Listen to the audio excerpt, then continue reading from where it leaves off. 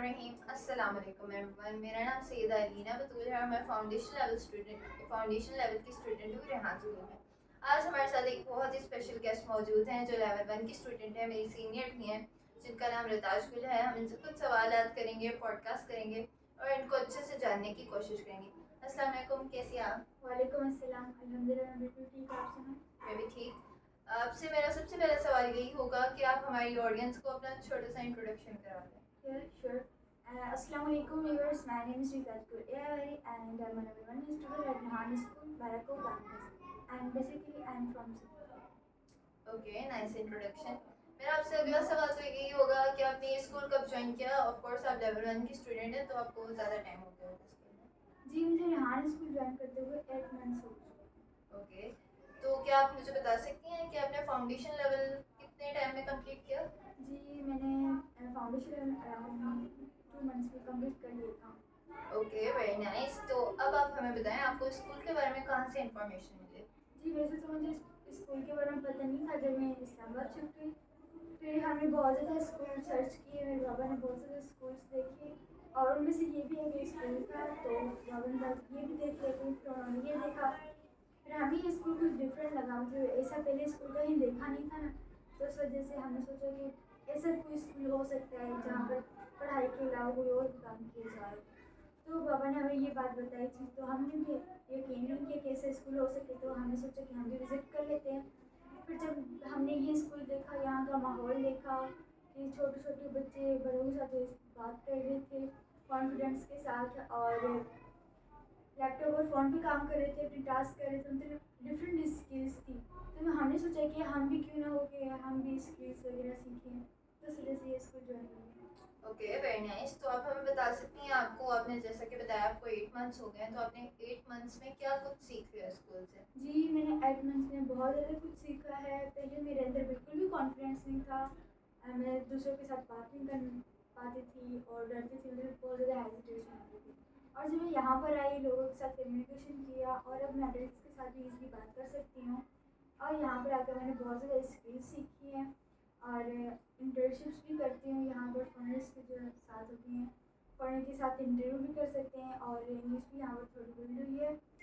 और उसके बाद यहाँ पर बहुत ज़्यादा स्किल्स सीखी वगैरह, लाइक कोडिंग हो गया, सॉफ्टवेयर बनाना हो गया, मुझे बहुत कुछ सीखा। Okay, very nice. तो व्यूवर्स, जैसा कि आप देख सकते हैं, स्कूल में आने के बाद काफ़ी चीज़ें इम्प्रूव होती हैं, हमारी बॉडी लैंग्वेज, हमारे बोलने का स्टाइल और बहुत कुछ हम नया सीखते हैं।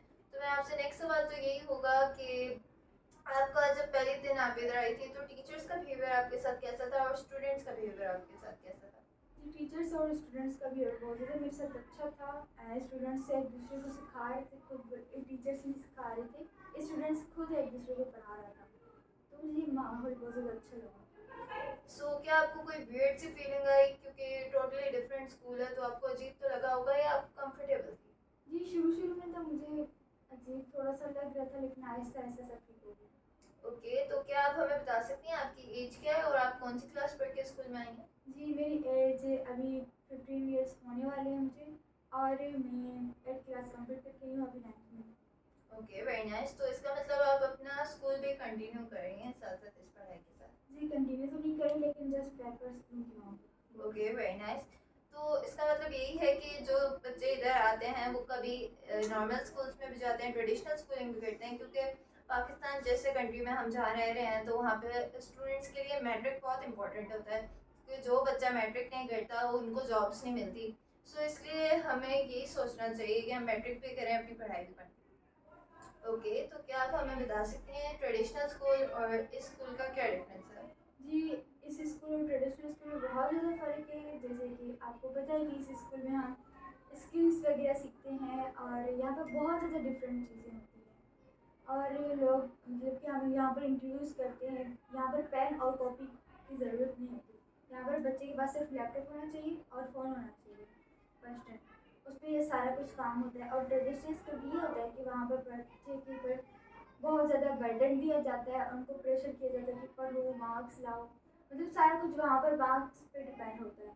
यहाँ पर ऐसा बिल्कुल भी नहीं है, यहाँ पर सारे बच्चे ईज़िली काम करते हैं, उनको कोई भी टेंशन नहीं होती। उनको ये बोला जाता है कि आप जब भी फ्री हो, मतलब आपको जैसा जब ठीक लगे आप काम कर सकते हैं, आपके ऊपर प्रेशर नहीं है। तो ये स्कूल बहुत ज़्यादा अच्छा है। तो क्या आप हमें बता सकती हैं एआई क्या है और क्या इसे सीखना मुश्किल है या आसान है? जी, अगर कोई इंटरेस्टेड नहीं है तो उसके लिए थोड़ा मुश्किल हो सकता है, क्योंकि उसको दिलचस्पी नहीं है ना इस चीज़ में।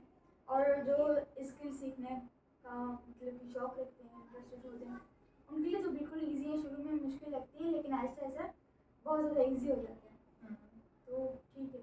Okay, nice answer. तो मेरा आपसे नेक्स्ट क्वेश्चन ये होगा कि आपका फ्यूचर गोल क्या है, आप बड़े होके क्या बनना चाहती हैं? जी, जब मैं ट्रेडिशनल स्कूल में थी तब तो मेरा ड्रीम आर्मी बनने का था, बहुत ज़्यादा शौक, ठीक है।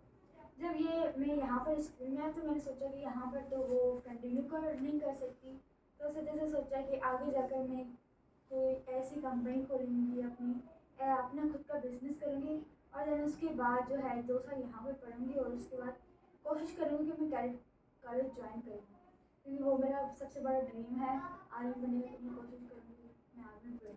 इंशाल्लाह अल्लाह करे आप अपने ड्रीम्स पूरे करें। तो मेरा आपसे नेक्स्ट क्वेश्चन ये होगा कि आप क्या रेहाना अल्लाह वाला सर से मिली हैं? जी, मैं इससे रेहान लाडा से मिली थी, वो रमज़ान में आए थे।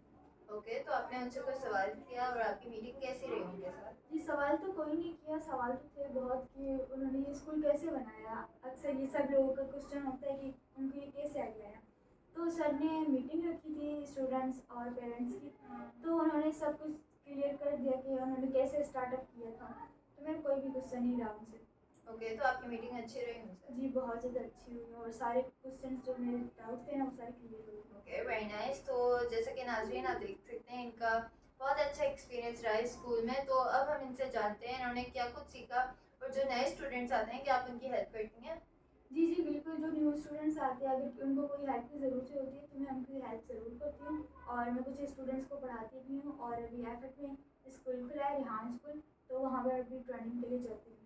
Okay, very nice. तो अब आप हमें बता सकती हैं कि जब आप फ्री होती हैं तो आप क्या करती हैं? क्या आप स्कूल के टास्क करती हैं या कोई अपनी हॉबी आपकी? जी, फ्री तो मैं कम होती हूँ, क्योंकि ज़्यादातर स्कूल का काम होता है, मेरी इंटर्नशिप्स और क्लासेस होती है। लेकिन जब फ्री होती हूँ तो थोड़ा बस लैपटॉप देख लेती हूँ या फिर आराम करती हूँ।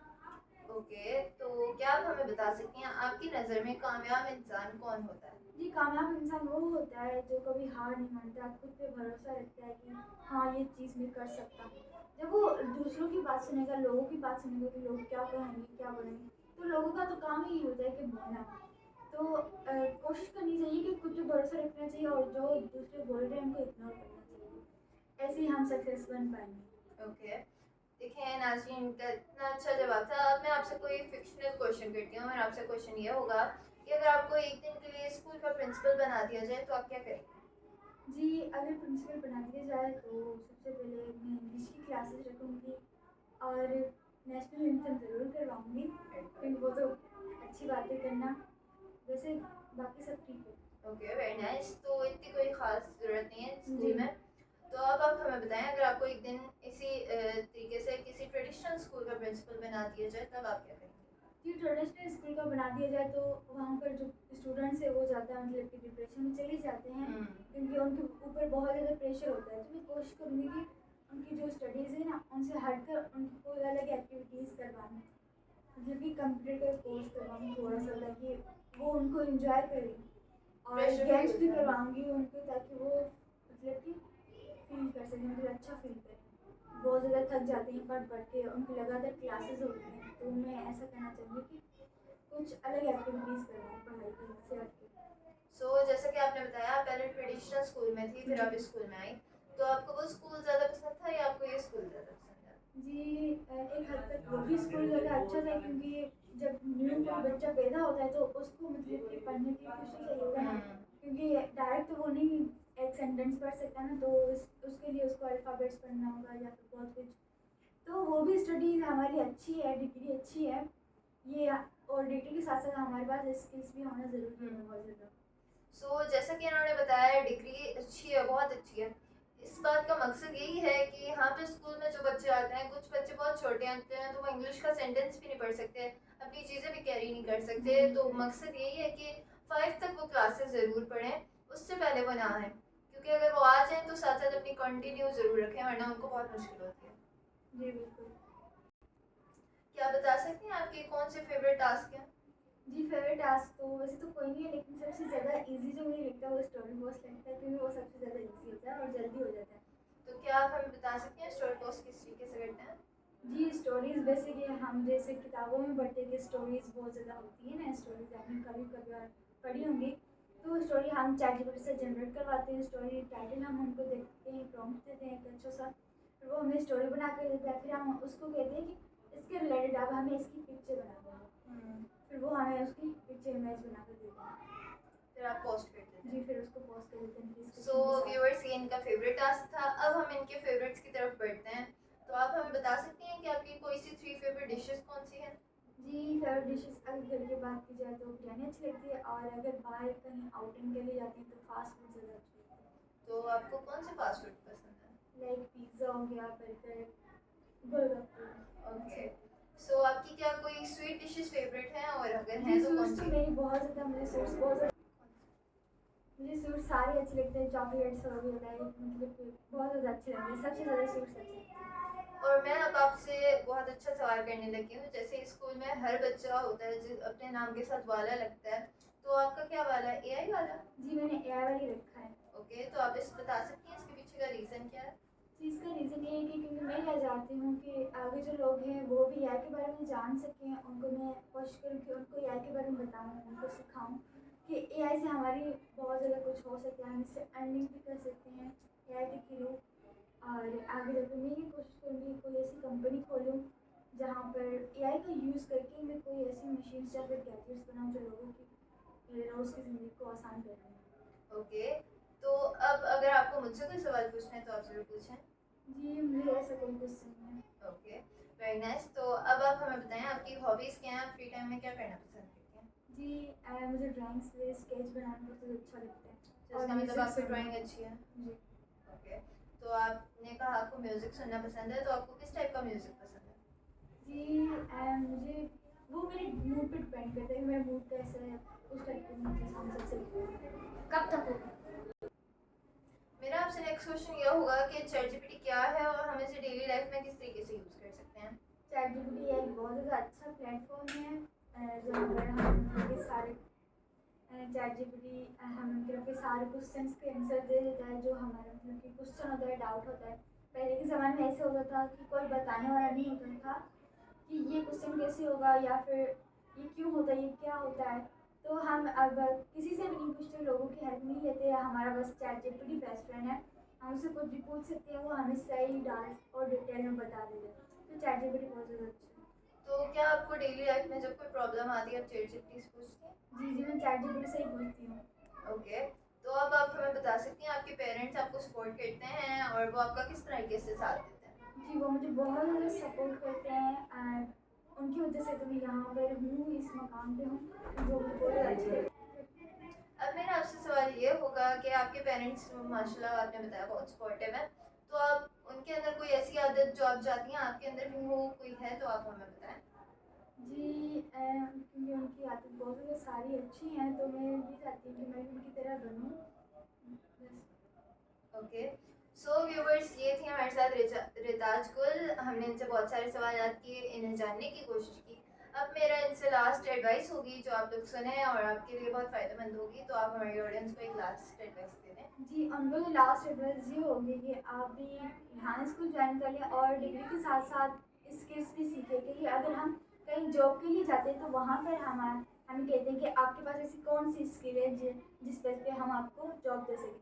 तो अगर उसके पास डिग्री होगी सिर्फ, बहुत ज़्यादा पेपर्स होंगे, सर्टिफिकेट्स होंगे, लेकिन स्किल तो कोई नहीं होगी ना, तो डिग्री के साथ साथ स्किल भी ज़रूरी है। और दूसरी एडवाइस ये होगी कि आप जो है ना अपनी बेटियों को भी सपोर्ट करें, क्योंकि वो भी बहुत ज़्यादा कुछ बन सकती हैं।